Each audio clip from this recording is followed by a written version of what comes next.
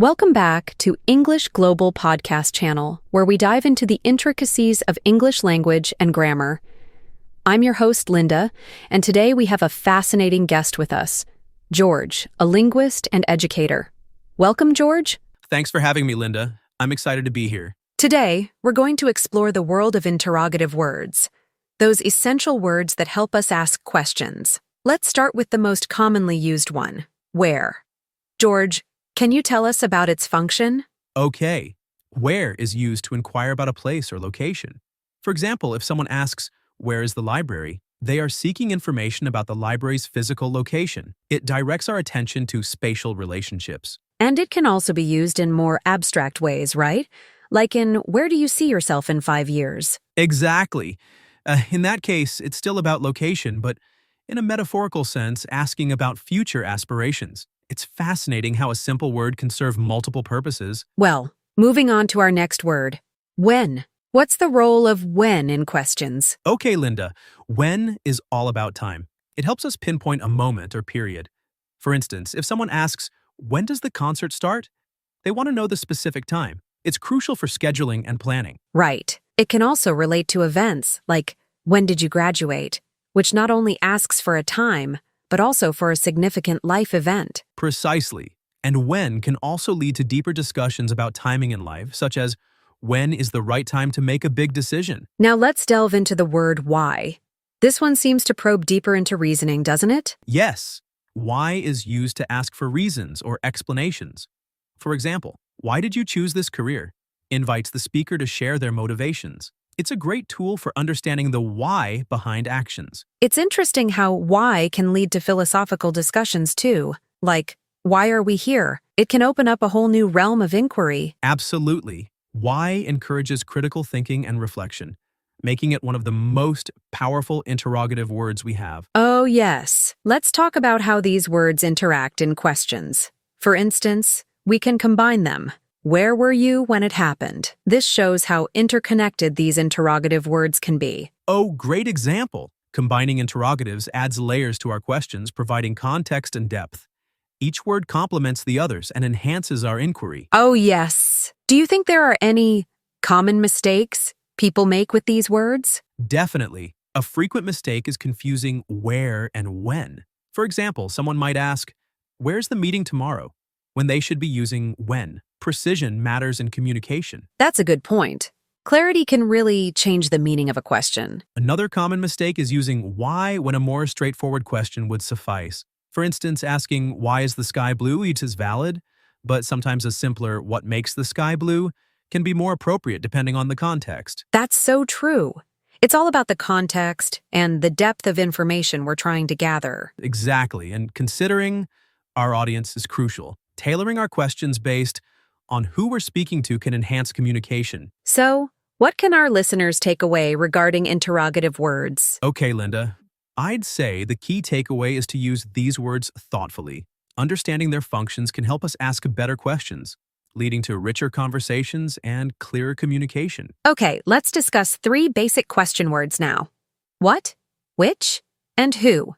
Let's start with what. George, can you explain what it does? Of course. What is one of the most versatile interrogative words in English? It's primarily used to ask for information about things, ideas, or concepts. For example, if someone asks, "What is your favorite food?" they're looking for specific information about your preferences. That's a great point. What can also be used in broader contexts. For instance, what happened at the meeting invites a response that could encompass various details. Yes, Linda. It's an open-ended question that allows for a wide range of responses, which makes it incredibly useful in conversations. Now let's move on to which. How does which differ from what? Good question, Linda. Which is used when you're asking for information from a limited set of options. For instance, if someone asks, "Which movie do you want to see, the comedy or the drama?" they're presenting you with specific choices. So, which narrows down your options, making it clear that you need to select from defined possibilities. It's especially useful in situations where there are clear alternatives, helping to clarify choices and guide responses. Let's discuss who next. What role does this interrogative word play? Okay, who is used to inquire about people. For example, asking, "Who is your favorite author?" and seeks to identify an individual. It's all about gathering information related to people and their identities. Right. And who can also be used in more complex contexts like who organized the event. This helps clarify roles and responsibilities. Precisely. It's essential for understanding relationships and connections among people in various scenarios. Now that we've covered these three words, can you give us some examples where they might interplay in questions? Sure, Linda. Consider a question like, what book did you lend to who? Here you're combining what to ask for the book and who to ask about the person involved. It shows how these words can work together to form more complex inquiries. That's a fantastic example. It really illustrates how we can construct questions to gather specific information. And let's not forget, context is crucial.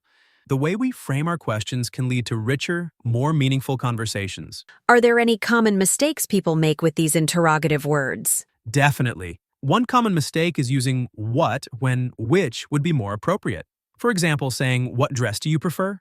When there are only two specific dresses to choose from, would be better phrased as, which dress do you prefer? That's a great tip for clarity. And what about who versus whom? That's a source of confusion for many. Yes, Linda, who and whom can be tricky. Who is used as the subject of a verb, while whom is used as the object. For instance, who is coming to the party versus whom did you invite to the party? So, understanding their grammatical roles is key to using them correctly. Exactly. However, it's worth noting that in everyday speech, many people use who informally in place of whom, and that's generally accepted in casual conversation. That's true. Language is always evolving. So what can our listeners take away regarding the use of what, which, and who? Okay, I'd suggest remembering that what is for general inquiries, which is for specific choices, and who relates to people. Using them correctly can enhance clarity and lead to more engaging discussions. Okay, we're diving into three important interrogative words: whom, whose, and how. Let's start with whom. George, can you explain its function and when it's used? Certainly, whom is often considered one of the more formal interrogative pronouns, and it's specifically used to refer to the object of a verb or preposition. For example, in the question, whom did you invite to the party? The word whom is the object of the verb invite. The question is asking about the recipient of the action. That's a great explanation. So, whom is about identifying the person receiving the action. Are there any tips for knowing when to use whom instead of who? Yes, a common rule of thumb is to consider the structure of your sentence. If you can replace the word with him or them, then whom is likely the correct choice.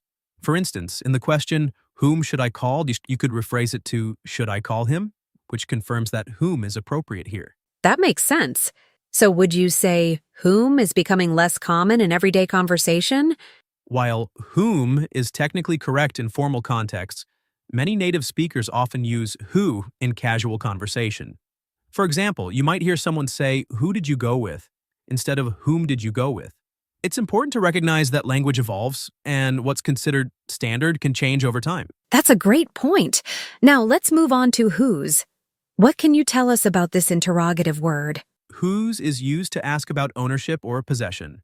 It's a possessive pronoun, and it's asking to whom something belongs. For example, in the question, whose book is this? You're inquiring about the owner of the book. It's an essential word when trying to clarify relationships between people and objects. So, whose helps us understand ownership, but can it also apply to more abstract concepts like relationships? Definitely, whose can extend beyond physical objects. For example, you might ask, whose idea was it to change the schedule? In this case, you're inquiring about the ownership of an idea rather than a tangible object. That's really interesting. Are there any common mistakes people make with whose? A common mistake is confusing whose with whose, which is a contraction for who is or who has. For instance, someone might say, whose book is this? When they mean to ask, whose book is this? It's a small but significant error that can change the meaning entirely. Good to know. Now, let's move on. Interrogative word for today. How. What's the role of how in questions? Okay, how is an incredibly versatile interrogative word used to ask about the manner, condition, or degree of something. For example, if you ask, how do you make this recipe? You're inquiring about the method or process involved. Similarly, if you ask, how are you feeling today? You're looking for information about someone's state or condition. So, how can cover a lot of ground. Are there different contexts in which how can be applied? Absolutely. How can be used in various contexts, such as asking for instructions, clarifying emotions, or even inquiring about quality. For example, how is the movie? Asks for an opinion on the movie's quality. Additionally, how many or how much can be used to inquire about quantity or extent, like how many apples do you want? Or how much water do we need? That's very comprehensive. And just like with whom and whose, are there common pitfalls when using how? Yes, Linda.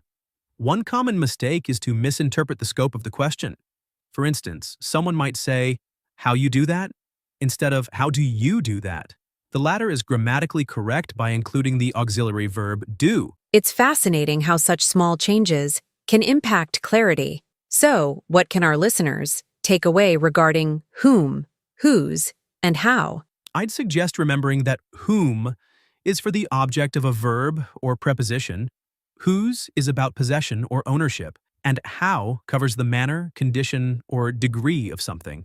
Understanding these distinctions can significantly enhance your ability to ask clear and precise questions. We're focusing on 3 key question words: how many, how much, and how long. Let's dive right in. First up, how many. George, can you explain its function? Sure, Linda. How many is used to ask about the quantity of countable nouns. Countable nouns are those that can be enumerated or counted individually, such as apples or in book, moraine or people. For instance, if someone asks, how many apples do you have? They are inquiring about the specific number of apples. That makes perfect sense. It's important to note that how many works only with countable nouns. If I were to say, how many water do you need? That would be incorrect, right? Exactly. In that case, you'd want to use how much instead, which leads us to our next question word. Great segue. Let's talk about how much. What's the role of this phrase? Well, how much is used to inquire about the quantity of uncountable nouns. Uncountable nouns refer to things that cannot be counted individually, such as liquids, substances, or abstract concepts. For example, if someone asks, how much water do you need? They're asking about the volume or amount of water, which isn't something you can count individually. So, how much deals with quantities that are measured rather than counted. Can you give us some more examples? Certainly, Linda. You might ask, how much money do you have? Or how much time do we have before the meeting? In both cases, you're dealing with uncountable quantities, money and time. That's a good point. So, how many and how much serve different purposes based on whether the noun is countable or uncountable. But what about how long? Okay, Linda. How long is a bit different because it relates to time or length rather than quantity. It's used to ask about duration or the extent of something. For example, if you say, how long will the meeting last? You're inquiring about the duration of the meeting in terms of time. So, how long can refer to both physical measurements and time? Exactly, Linda. For instance, you could ask, how long is the river? Which relates to the physical length of the river, or how long does it take to get there? Which refers to the duration of travel time. That's fascinating. Are there any common mistakes people make with these question words? Yes, one common mistake is mixing up how many and how much. For example, saying, how much cookies do you want? Is incorrect because cookies is countable. The correct question would be, how many cookies do you want? That's a great example. And what about how long? Are there typical errors there as well? Oh yes, Linda. A common error is using how long when asking about a specific moment in time instead of duration. For instance, saying, how long is your appointment at 3 p.m. is incorrect because you're asking for a specific time. Instead, you should ask, what time is your appointment? So, the context really matters when using these question words. Understanding the context helps ensure that you're using the right question word to gather the information you need. Well, what key takeaways can our listeners remember about how many, how much, and how long? I'd suggest that how many is for countable nouns, how much is for uncountable nouns, and how long relates to duration or length. Recognizing the differences among these words can greatly enhance your clarity in communication. And now we'll be discussing 3 specific question words: how tall, how old, and how far. Let's start with how tall.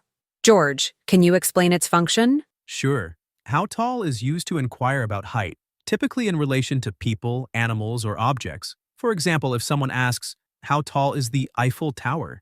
They're asking for the vertical measurement of the tower. This question is seeking a specific numerical value, usually expressed in feet or meters. So, how tall is a straightforward way to ask about vertical measurements. Are there specific contexts where this phrase is especially relevant? Yes, definitely. How tall is commonly used in everyday conversations, especially when discussing people. For example, if someone asks, "How tall are you?" they want to know your height. This can often come up in contexts like sports, where height can be a relevant factor, or even in social settings where people are curious about each other. And height can also be a point of comparison. For instance, if I say, "How tall is John compared to Sarah?" I'm not just asking for a number, but also for a relative comparison. Exactly, Linda. It can lead to interesting discussions about proportions and how height affects perception, especially in social scenarios. Now let's move on to how old. What's the function of this phrase? How old is used to inquire about age. This can apply to people, animals, objects, or even concepts. For instance, if someone asks, "How old are you?" they're seeking to know your age in years. Similarly, you might ask, "How old is that building?" to find out the age of a structure. So, how old is generally focused on the number of years since something came into existence. Are there nuances to consider when asking about age? Age can carry cultural significance. For example, in some cultures, asking about age directly might be considered impolite, especially with older individuals. In these cases, people might opt for indirect questions or simply avoid the topic. Also, context matters. Asking, "How old is your dog?" is perfectly acceptable, while asking, "How old are you?" might be seen as intrusive in certain settings. That's a vital point. Sensitivity to context and cultural norms can make a significant difference in communication. Now, let's discuss our final question word. How far? What does this phrase address? How far is used to inquire about distance. It's particularly relevant when asking about the physical space between 2 points. For example, if you ask, "How far is it from your house to the nearest grocery store?" you're looking for a specific measurement of distance, usually expressed in miles or kilometers. So, how far is all about measuring distance, whether it's between places, objects, or even concepts in a more abstract sense. Can you provide some examples? Of course, you might ask, "How far can you run in an hour?" This question isn't just about distance, but also about endurance and capability. Another example could be, "How far is the nearest airport?" which helps someone gauge travel plans. Oh, yes. That's really insightful. Are there any common mistakes people make with these question words? Yes, one frequent error is confusing these phrases with other question words that might seem similar. For instance, someone might say, "How tall are you in centimeters?" which is technically correct, but it's more common to simply ask, "What is your height in centimeters?" Similarly, mixing "how old" with "what age" can lead to awkward phrasing, even though they're understood. So, as we wrap up, what key takeaways can our listeners remember about how tall, how old, and how far? I would suggest that how tall relates to vertical measurements, how old pertains to the number of years since something's inception, and how far focuses on distance between points. Understanding these distinctions can significantly enhance clarity in communication. That's excellent advice. Thank you so much for joining us today, George, and for highlighting these important words related to question words in English. Oh, thank you for having me, Linda. It's always a pleasure to discuss language with you. And thank you to our listeners for listening to the World English Podcast. Keep wondering and exploring the beauty of language. Don't forget to subscribe to our channel and like. See you next time.